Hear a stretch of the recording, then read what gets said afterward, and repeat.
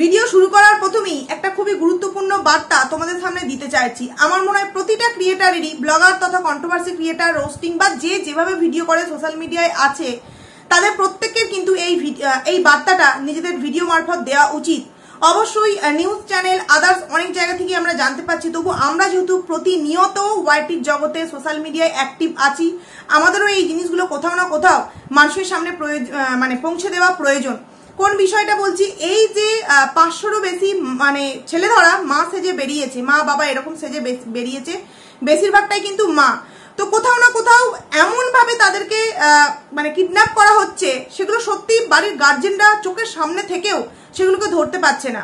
কিছুদিন আগে শুনলাম ভদ্রেশ্বর থেকে 16 বছরের একটা বাচ্চাকে নেওয়া হয়েছে। কালকে শুনলাম বাজারের ব্যাগে একটা বাচ্চাকে, ওই বাচ্চাটার বয়স খুব বেশি হলে ওই 1 বছর থেকে 1.5 বছর। আচ্ছা বলো তো, 1 থেকে 1.5 বছরের বাচ্চাটা তো নিশ্চয়ই নিজে একা হেঁটে রাস্তায় যায়নি, তার মানে তাকে বাড়ি থেকে নেওয়া হয়েছে। তাহলে বাড়ির গার্জেনের সামনে থেকে কিভাবে একটা বাচ্চাকে কিডন্যাপ করতে পারে? একটু চোখের যদি তুমি আড়াল করেছো নিজের বাচ্চাকে, তারা কিন্তু ওত পেতে বসে আছেন সেই বাচ্চাটাকে কিডন্যাপ করার জন্য। তো একটাই কথা বলবো যে অবভিয়াসলি সমস্ত কাজকর্ম আছে, তার আগে নিজের সন্তানকে সুরক্ষিত রাখো। কারণ আমাদেরই এখানে 3 দিন আগে এমন ভোর 5টার সময় হেঁটে যাচ্ছিল, কানের পাশা পড়েছিল, গলায় অস্ত্র দিয়ে সেই কানের পাশাকে কিন্তু একদম ছিনে নেওয়া হয়েছে। এবং এটা হয়েছে 3 দিন আগে। আর কালকে হয়েছে রাত্রিবেলা, 2টো গাড়ি, বাইক একদম হ্যান্ডেল লক করা অবস্থায় রাখা ছিল, তারপরেও সেই 2টো বাইককে কিন্তু উধাও করে দেওয়া হয়েছে বন্ধুরা। একটা বাড়ির সামনে থেকে হয়েছে, আর একটা হয়েছে কিন্তু বাজার থেকে। তো তাই প্রত্যেকে বলবো, প্রত্যেকে কিন্তু সাবধান হয়ে থেকো। আমি তো এই বিষয়টাকে নিয়ে প্রচন্ড ভাবছি, প্রচন্ড সব সময় চারিদিকে যেন একটা আতঙ্ক মনে হচ্ছে, এরকম। তো অনেকটা এই কারণেই আমার ভিডিও দিতেও লেট হচ্ছে, ভিডিও দিতেও ভালো লাগছে না। যাই হোক, ভিডিও যেহেতু আমাদের একটা মেইন কন্টেন্ট, সেটা আমাদের দিতেই হবে।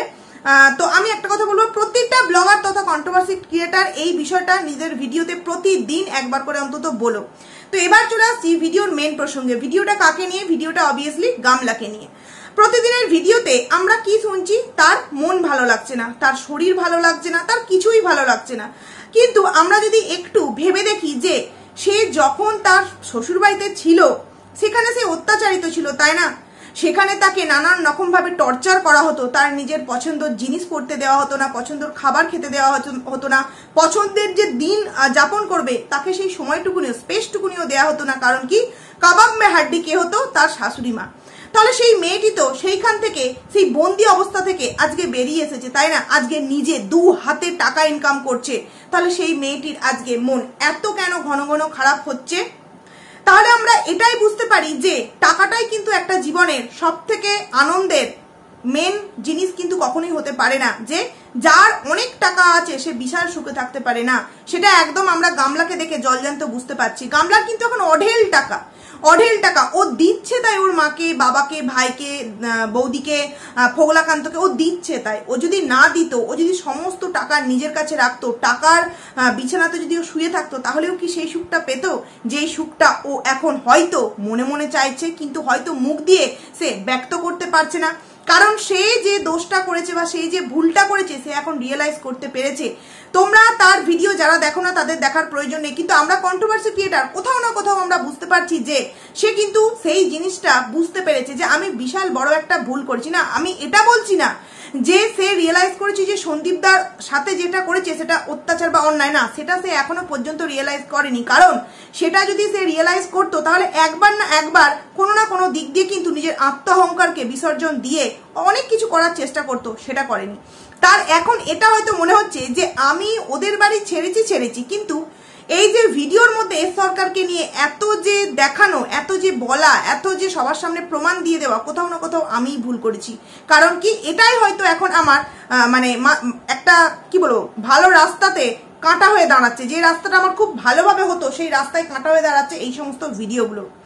তো আমরা এই থেকে বুঝতে পারি যে সে যে 5 বছর সন্দীপদার বাড়িতে ছিল, সেই বাড়িটাতে থেকে সে সত্যিই কি অত্যাচারিত হয়েছে? তার মুখে একটা যে হাসি, তার মনের মধ্যে যে একটা খুশি, তার মধ্যে যে একটা মানুষ যে সারাদিনে যে জীবনযাত্রা কাটিয়েছে সুন্দরভাবে, হ্যাপিভাবে, সেটা তার ভিডিওতে দেখতে পেয়েছি। কিন্তু আজকে নিজের জন্মদাত্রী মা, নিজের জন্মদাতা বাবা সবার কাছে থেকেও, মানে একদম নিজের ফ্যামিলি মেম্বারসদের কাছে থেকেও কিন্তু তার আজকে কোনো সুখ নেই বন্ধুরা। কারণ কি, সে তার নিজের সুখকে না নিজেই বিসর্জন দিয়েছে। কালকে একটা ভিডিও দেখলাম, সন্দীপ দার বাবার দুটো কবিতা লিখেছে, একটা হচ্ছে আপন পর আর একটা হচ্ছে সত্য মিথ্যা। পুরো দুটো কবিতায় তিনি বলেছেন যে কবির লেখক উনি জানাবেন না, কবির লেখকের নাম কি ওনাকে জানাতে বলেছেন। তো কবিতার লাইনগুলো পড়ে আমরা খুব স্পষ্টভাবে প্রত্যেকেই বুঝতে পেরেছি যে কবিতা দুটো কিন্তু উনিই লিখেছেন। আচ্ছা, একটা বয়স্ক মানুষ ঠিক কতটা এই জিনিসগুলো ফিল করলে বা তাদের মধ্য দিয়ে কতটা এই জিনিসগুলো হলে তবে তিনি এই নিজের মনের ভাবটা কবিতার মাধ্যমে প্রকাশ করতে পারে।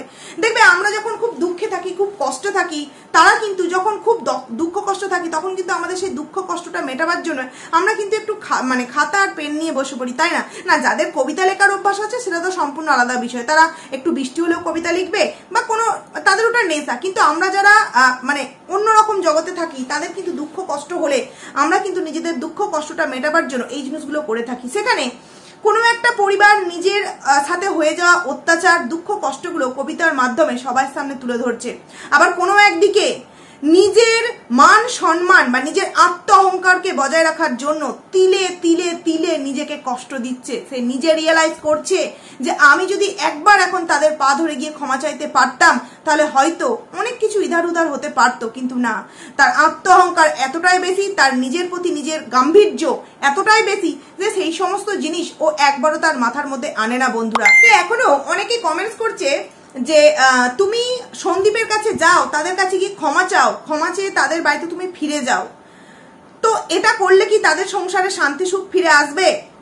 একটা কথা ভেবে দেখো তো, একটা মেয়ে, সেই মেয়েটি হচ্ছে সন্দীপদার ওয়াইফ, সেই ওয়াইফ সেই হাজব্যান্ডের সামনে ধরতে গেলে, কারণ সোশ্যাল মিডিয়ায় যেহেতু আছে, সমস্ত কিছু ভিডিও মারফত দেখেছে, সামনে সমস্ত কিছু কি বলবো, সমস্ত কিছু কিন্তু একদম লঙ্ঘন করে গেছে। সমস্ত স্টেপ লঙ্ঘন করে যতটা নোংরামি করা যায় ততটা নোংরামি কিন্তু করে ফেলেছে, তারপর অনেকেই বলছি, এরকম শুনলাম ফেলে দেওয়ার থুতু আর গেলে না, এরকম কিছু কথা সন্দীপদা বলেছে। তো কথাটা খারাপ কোথায় বলেছে? সে যা করেছে সেটা তো নিজের দোষে করেছে। তাহলে সেই দোষ করে সে যখন এখন নিজে রিয়েলাইজ করছে, তার জন্য সন্দীপদাকে বলা হচ্ছে যে সে কেন একটিবার চান্স দিচ্ছে না। কাকে চান্স দেবে? কোন মেয়েটাকে চান্স দেবে? যেই মেয়েটা কিনা প্রথম দিন যখন তার সমস্ত দোষ জানার পরেও সন্দীপদা তাকে ফিরিয়ে নিতে চেয়েছিল, যে যা হয়ে গেছে তুমি ফিরে এসো, আর সে তখন তার রিপ্লাই উত্তর দেয় যে কেন আমার মুখ না দেখালে তোমার বাড়িতে কি টাইলস বসবে না? তাহলে কোন মেয়েকে একটা চান্স দেবে বলো তো? চান্স তো দিয়েছিল না। সে যদি সত্যিই নিজে ভুল করেছে এটা বুঝতে পারতো তাহলে এই 10 মাস সময় লাগিয়ে দিত না। 1-1.5 মাসের মধ্যেই কিন্তু সে তার সন্তান হারা একটা মায়ের যে কষ্ট, সন্তানকে ছেড়ে যে আছে সেই যে কষ্ট, সে যদি সত্যিই ফিল করতো না, সে 1-1.5 মাসের মধ্যেই কিন্তু ফিরে যেত। কারণ একটা মা সত্যিই যদি মা হয় না, সে তার সন্তানকে 10 মাস এইভাবে না ছেড়ে না দেখে কখনোই কিন্তু থাকতে পারবে না বন্ধুরা। এই যে তার বাড়িতে তার বাবা, তার মা, তার দাদা, তার বৌদি যেভাবে নিজেদের লাইফস্টাইলগুলো কাটাচ্ছে, তারা কিন্তু নিজেদের মতো বিন্দাস আছে। মেয়েকে অবলম্বন করে যেমন মা, বাবা, দাদা, বৌদি প্রত্যেকে নিজের একটা স্থায়ী জায়গা করে নিচ্ছে ইউটিউবে, সেখানে মেয়ে কি করছে? মেয়ে নিজের চরিত্রকে বিক্রি করে মেয়ের সর্বস্ব জলাঞ্জলি দিয়ে কিন্তু সবাইকে দাঁড় করাচ্ছে। আমি বুঝতে পারি না, এই যে মা বাবা, এরা অ্যাকচুয়ালি গার্জেন হতে পারে না। এরকম গার্জেন যেন কারণ না হয়। মেয়ের এই যে প্রতিদিনের ভিডিওতে মন ভালো নেই বা মেয়ে যে এইরকম ভিডিও দিচ্ছে, 11 মিনিট 12 মিনিটের করে ভিডিও দিচ্ছে, সেখানে কোনো সময় কি মা বা বাবা এটা বলতে পারে না যে তুই এটা তো ওখানে তো শ্বশুরবাড়ি তো ছেড়ে চলেই এসছিস, সেখানে তুই অন্তত তোর যেই একটা ইনকামের রাস্তা, সেই ইনকামের রাস্তাটা তো তুই অন্তত ঠিকঠাক করে ভিডিও কর। কারণ ও দেখবে এই যে রান্না করে, রান্না টান্না দেখায়, যদি পুরোটা ভিডিওটা করে দেখায়, ওখানেই কিন্তু অনেকটা টাইম ওর আসে। বা কেউ ঘর ঝাড় দিচ্ছে বা অন্য কিছু, ওর প্রতিদিনের ভিডিওর মধ্যে কিন্তু একই ভিডিও ফুটেজ বারবার আমাদের সামনে কিন্তু শেয়ার করতে থাকে। সেখানে ওর যে ভিউয়ার্স তারা কদিন এই জিনিসগুলোকে দেখবে বলতো? একদিন না একদিন কিন্তু ওর এই একঘেয়েমি জিনিস ছেড়ে সবাই কিন্তু বেরিয়ে চলে আসবে। তখন মেয়েটার না থাকবে স্বামী, না থাকবে তার কাছে সন্তান, না থাকবে তার এই ওয়াইটির পরিবার, না থাকবে নিজের একটা স্ট্যান্ড পয়েন্ট যে হ্যাঁ আমি এখানে দাঁড়িয়ে আছি, আমি ভালো আছি, আমি হ্যাপি আছি। তখন সেই মেয়েটার কি অবস্থা হবে একবার ভেবে দেখেছো? যারা তাকে উস্কানি দিচ্ছ বাচ্চা নিয়ে চলে এসো তুমি হ্যাপি হবে, সত্যি কি তাই? বাচ্চা নিয়ে এলে কি সে হ্যাপি হতে পারবে? একবার ভেবে দেখো তো। এখন বাচ্চা নেই তাতেই তার ঠিকঠাকভাবে ভিডিও দিয়ে উঠতে পারছে না, তার ভিডিওর মধ্যে কোনো রকম কোনো প্রাণোচ্ছ্বাস জিনিস নেই। এরপর যদি তার বাচ্চা তার কাছে আসে তাহলে সে বাচ্চা সামলাবে নাকি তার ভিডিও কন্টিনিউ করবে, নাকি সে তার বাচ্চাটাকে নিজের বাবা মার ভরসায় নিয়ে আসছে? যেই বাবা মা কিনা নিজের মেয়ের অসময়েতে একটু তাকে সাপোর্ট করতে পারে না, সাপোর্ট মিনস এখানে আমি এটাই বলতে চাইছি যে মেয়ের যেটা করলে ভালো হবে সেটা করতে পারে না, অথচ সেই নাতিকে কি নিয়ে আসবে ওই দিদা দাদুর ভরসায়? মেয়ের এখন কিছুই ভালো লাগছে না, ভালো লাগছে না বলে অ্যাস্ট্রোলজারের কাছে যেতে হচ্ছে, ভালো লাগছে না বলে তাকে নানান রকম হাসি ছলে ভিডিও করে কথা বলতে হচ্ছে, কিন্তু তার অন্তরে যে আঘাতগুলো আছে সেগুলো, সে যে কতটা কষ্টে আছে সেগুলো কিন্তু সে নিজের ভিডিওর মাধ্যমে একটু হলেও কিন্তু প্রকাশ করে দিচ্ছে। কিন্তু কোথাও না কোথাও সে এটা হয়তো কখনোই এখনো পর্যন্ত রিয়েলাইজ করেনি যে সে যে জিনিসটা করেছে সেটা কত বড় ভুল। এই গামলার ফোনে যারা ভিডিও করে তারা বলছে নাকি যে আমাদের মতো কিছু কন্ট্রোভার্সি ক্রিয়েটারের জন্য নাকি গামলার ডিপ্রেশনে চলে গেছে, এবং ডিপ্রেশনে যাওয়ার জন্য নাকি তার যে এই আদো আদো কথা এগুলো নাকি ডিপ্রেশনে যাওয়ার জন্য এইরকম সে করছে, কারণ সে নিজের মধ্যে নেই। সত্যিই তাই, কন্ট্রোভার্সি ক্রিয়েটারদের জন্য সে ডিপ্রেশনে চলে গেছে। আজকে যেই পরিস্থিতিতে সে দাঁড়িয়ে আছে সেই পরিস্থিতিটা কে তৈরি করেছে? আমরা তো নিশ্চয় নই।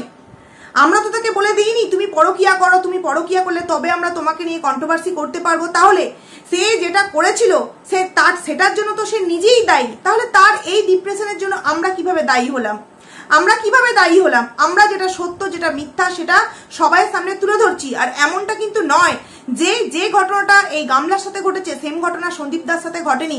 গামলা হয়তো ঘটনাটাকে তৈরি করেছে, কিন্তু তার পুরো ঘটনাটার মধ্যে দুজনকেই কিন্তু সাফার করতে হয়েছে। বলতে গেলে তো সন্দীপ দাকে বেশি সাফারটা হতে হয়েছে, কারণ কি সে কোনো রকম কোনো দোষ না করেও তাকে 1 ঘন্টা কিন্তু রিজার্ভ রুমে রাখা হয়েছে। মাসের পর মাস তাকে কিন্তু এই কোর্টে এখানে এই আইনি ওই কোর্ট ওই আদালত এই কিন্তু করতে হচ্ছে। সেই ছেলেটার কোথায় দোষ ছিল বলতো? একটা সুন্দর সংসার নিয়ে সে জীবনযাপন করবে, এটাই তো তার ইচ্ছা ছিল। কিন্তু তার এখন কি হচ্ছে? সুন্দর জীবন তো সে হয়তো এখন তার সন্তানকে নিয়ে খুব হ্যাপি আছে, কিন্তু তার জীবনের মধ্যে এই কিছুটা মাস এমন ভাবে নষ্ট হয়ে গেল, সেই সময়টা কি আর কখনো ফিরে পাবে? একটা বাচ্চার যে শৈশব, সেই শৈশবটায় কি চায়? বাচ্চাটা মা বাবা পুরো পরিবার নিয়ে, মামার বাড়ির পরিবার, ঠাকুমার বাড়ির পরিবার সবাইকে নিয়ে মিলেমিশে একটা আনন্দ, সেই শৈশবটা কি আর সেই বাচ্চাটা ফিরে পাবে? এই যে এত কিছু ঘটনা পাকলো কার জন্য? সেই মেয়েটার জন্য, সেই মাটার জন্য। তাহলে কন্ট্রোভার্সি ক্রিয়েটারটা কি করে দায়ী হলো তার এই ডিপ্রেশনের জন্য? আর ডিপ্রেশনের জন্য আদো কথা এটা আমি বিশ্বাস করতে পারলাম না যে এই যে ডিপ্রেশনের কারণ হিসেবে অনেকে এটাই বলছে যে ও যে এই আদো কথা বলছে এটা নাকি ডিপ্রেশনের কারণের জন্য, এবং ডিপ্রেশনটা কারা দিচ্ছি? আমরা। এটা কি কখনো সম্ভব বন্ধুরা? আমরা ডিপ্রেশন দিচ্ছি? আমরা যদি ওকে নিয়ে কন্ট্রোভার্সি করে থাকি নেগেটিভ, তো সেরকম তো সন্দীপ দাকে নিয়েও গামলার ফটে মানুষেরা নেগেটিভ কন্ট্রোভার্সি করছে না। কিন্তু দেখো যার যে সত্যি অরিজিনাল ঘটনাটা ঘটিয়েছে তার কিন্তু গায়ে লাগছে যে আমরা যে কথাগুলো বলছি কোথাও কিন্তু ভুল বলছি না। কিন্তু সন্দীপ দা তো কোনো কিছু ঘটনা ঘটায়নি, তাই সন্দীপ দাকে নিয়ে যে যাই বলুক না কেন সন্দীপ দার কোনো কিছু গায়েই লাগে না। সে তার সন্তান বাবা মাকে নিয়ে কিন্তু বেশ ভালো আছে। যদি ডেলি ব্লগার কাউকে বলা যায় তাহলে কিন্তু সেটা তার সেটা সন্দীপ দার ভিডিও। এখানে এই গামলার পরিবার টাকা ইনকামের জন্য পাগল হয়ে আছে। আচ্ছা আমি তো বুঝতে পারলাম না বাবার আইডি খোলার মানে কি?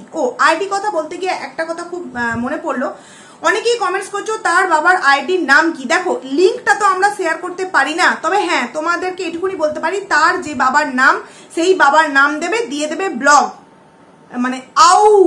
কি বুঝতে পারছো? এই যে এইটা তারপরে দেবে ব্লগ, এটা দেবে। আর এটা যদি না হয় তোমরা যে জলনদীপ বুড়ি আছে না, সেই জলনদীপ বুড়ির 4-5 দিন আগেকার একটা ভিডিওই দেখবে, নিজে কমেন্টস করেছে, সেখানে গিয়ে তোমরা সেই প্রোফাইলটায় ক্লিক করবে, দেখবে একদম সেই ভিডিওটার মধ্যে তোমরা চলে যাচ্ছ, তারপর তোমরা দেখতে পাবে। তবে আমি বলবো ভিডিও টিডিও আর কিছু দিচ্ছে না, কারণ দেখো এরা ফেমাস পরিবার, এদের কি বলবো বাড়িতে কোনো ছোট্ট পুচকি কেউ যদি একটা ডেলি ব্লগ আইডি আরম্ভ করে দেয় তাদের কিন্তু একদিনের মধ্যে 1000 সাবস্ক্রাইবার হয়ে যাবে, কারণ এর বাবা কিছুই ভিডিওতে দেয়নি, তাতেই মানে 150 মতো সাবস্ক্রাইবার হয়ে গেছে। মায়ের কি দেয়, ছাবলামো ছাড়া মায়ের আইডিতে কি থাকে, তাতেই 6000 আর 7000 সাবস্ক্রাইবার। আর যারা দেখো সত্যি স্ট্রাগল করে ডেলি ব্লগ দিয়ে যাচ্ছে, প্রতিনিয়ত খেটে যাচ্ছে ওয়াইটির প্ল্যাটফর্মে, সেখানে তাদের ভিউজে নেই, তাদের সাবস্ক্রাইবারও নেই, কিচ্ছু নেই। কারণ কি, এইরকম নোংরামি তো তারা করছে না, না এরকম নোংরামি করছে না যে নোংরামির গন্ধে গন্ধে তাদের বাড়িতে যদি 10টাও আইডি খোলা হয়, 10টা আইডি থেকে মানুষ ভিডিও দেখতে চলে যাবে। তো একটা কথা বলবো, তার বাবার আইডিতে যাওয়ার প্রয়োজন নেই, তার বাবার আইডিতে যেটুকুনি যা দেখা যাবে আমরা তো ভিডিও করে বলবো, তোমাদের মানে গিয়ে তাদের আর একটা ফ্যামিলি মেম্বারকে দাঁড় করিয়ে দেওয়ার কোনো প্রয়োজন নেই। তো সেখানে এই যে বাবা আইডি ওপেন করলো, মা আইডি ওপেন করলো, মেয়ের মন খারাপ, কিন্তু বাড়ির কারোর হেলদোল নেই। মনাই কোথায় গেল, মনাই কোথায় গেল, যেই মনাই দিন রাত খেতে বসতে শুতে সব জায়গায় মনাই মনাই মনাই মনাই, সেই মনাই হঠাৎ করে কেন উধাও হয়ে গেল? সেই সম্পর্কে যে এত আমরা প্রশ্ন করছি গামলাকে, গামলা কেন কোনো রিপ্লাই দিচ্ছে না, কেন কোনো রিপ্লাই দিচ্ছে না? এখন দেখেছো নতুন করে এই যে পুকু পুকু করে ভিডিওর মধ্যে দেখানো হচ্ছে, কালকের ভিডিওতেই দেখলাম যে সন্ধ্যেবেলা যখন যাচ্ছে ওই গুগলিটা আনতে, তখন পুকু মানে পুকুকে ডাকছে, কিরে পুকু কি করছিস, এখন কিন্তু আবার সেই পুকুর নাম শোনা যাচ্ছে, কিন্তু মনায় মনায় যেটা দুদিন আগে শোনা যাচ্ছিল সেটা কিন্তু আর শোনা যাচ্ছে না। তার মানে মনার সাথে কি এমন ঘটেছে বন্ধুরা, কি এমন ঘটেছে? এই ফ্যামিলিটা এমন একটা হজবরল ফ্যামিলি, এদেরকে নিয়ে যতই বলবো ততই কিন্তু কম বলা হবে। তবে হ্যাঁ, এটুকুনি বলতে পারি যে গামলা যে সন্দীপদাকে নিজের হাজব্যান্ড হিসেবে এবং তাদের ফ্যামিলিকে নিজের পরিবার হিসেবে পেয়েছিল, অনেকটা ভালো কপাল করেছিল বলে কিন্তু পেয়েছিল। দেখো, ঝগড়া অশান্তি প্রতিটা পরিবারই হয়, কিন্তু সেটা যদি মানিয়ে নিয়ে সংসারটা আজও ধরে রাখতে পারতো, তাহলে ও হয়তো আজকে অনেকটা সুখের মুখ দেখতে পারতো। কিন্তু যেই ও নিজের যে বাবার বাড়িতে এসেছে, নিজে একটা ছুরি ঘোরাবে বলে এইভাবে সবার মাথার উপর, যেটা কিনা শ্বশুর বাড়িতে করে এসছে 5 বছর যাবত, সেটা কিন্তু সে জীবনে করতেও পারবে না। সে একটা সুন্দর জীবন কোনোদিনও পাবে না, কারণ সে যে ঘটনাগুলো ঘটিয়েছে এরপর তার জীবনে আর কিছু ভালো হতে পারে বলে আমরা অন্তত মানে মনে করি না, কারণ সে যা দেখিয়েছে সেগুলো সে হয়তো না দেখালেও পারতো। তো যাই হোক বন্ধুরা, চলো ভিডিওটাকে এখানেই এন্ড করছি। খুব তাড়াতাড়ি আবারও তোমাদের সামনে নতুন একটা ভিডিও নিয়ে আসছি, ততক্ষণে তোমরা কিন্তু খুব ভালো থাকো। চলো টাটা।